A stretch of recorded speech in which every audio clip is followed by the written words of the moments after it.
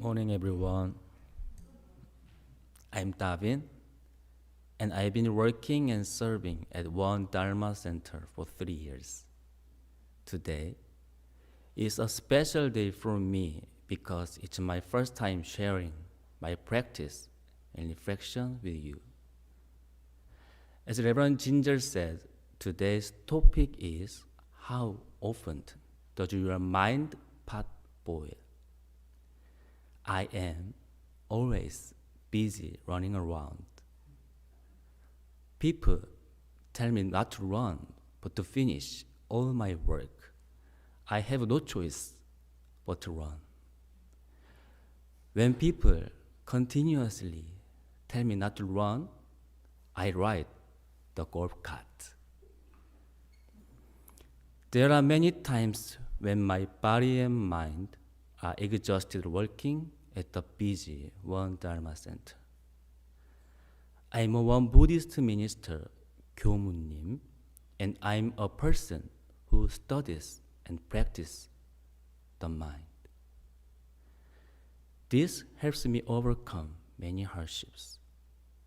If I had lived here without studying and practicing my mind, I'm sure I wouldn't be in this time and space. I've done a lot of mind study here, but today I'm going to talk about only two things. First, broadening my spectrum of understanding others. People in this world have different personalities. We are all different, just as twins are not all the same.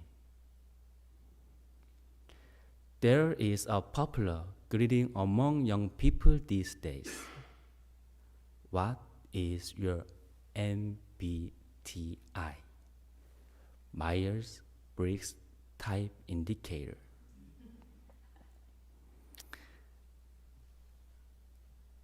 Have you heard of this? The MBTI categorizes human personality into 16 categories. I am an ESFP. E stands for extravagant, S sensing, F feeling, and P perceiving. But I just want to refer to those 16 types.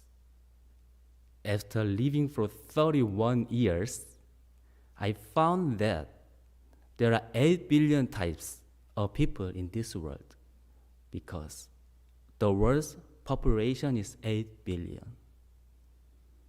Then, what is the first step in understanding others? It's about trying to see them as they are. William is William. Kathy is Kathy. Reverend Yu is Reverend Yu. We are all born in different countries and we have different environment in which we have lived. Yet, it's my desire to try to fit others into whatever box I'm thinking of. For example, I try to fit the juniors at school into my box. So, did I realize that it was my mistake? No. I didn't acknowledge my juniors at school as they were. And I tried to teach them according to my box. We should acknowledge and be patient with each other. This is because other people have the potential to fully recognize the problems they have and realize the solution. If we do that, we will be able to embrace everyone and become a person who welcomes everyone. and we can develop a good relationship with each other. Wouldn't it be better if your mind's bowl was a soup bowl rather than a sauce bowl? The second is to find grace in harm.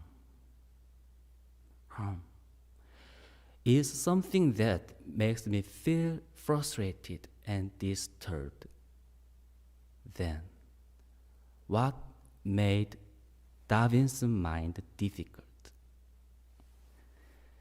There are 50 ministers living here. Once, there was a minister I became very disturbed with. Can you believe it? It's true. I'm human. Of course, this minister had no ill feelings toward me. I overcame the situation with patience and by acknowledging that we have different personalities. We think differently. We act differently. We are raised differently. And while consulting with my mentor minister, the minister said to me, "You are a metal that is solid as gold." This means that if someone gives me advice or criticism, I don't want to hear it. I can't accept it.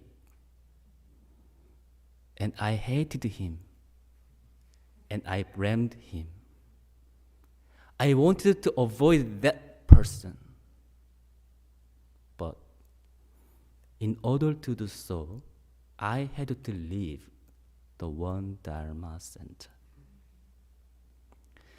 And a few days after decided to leave, I told myself, Davin, who is strong as gold, you can and you will overcome these sensory conditions, and you will become more solid and mature, which will give you growth.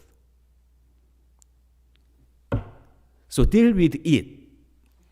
You must live with that minister right now. I did a deep introspection. The minister was the one who gave me an opportunity to make up for my shortcomings.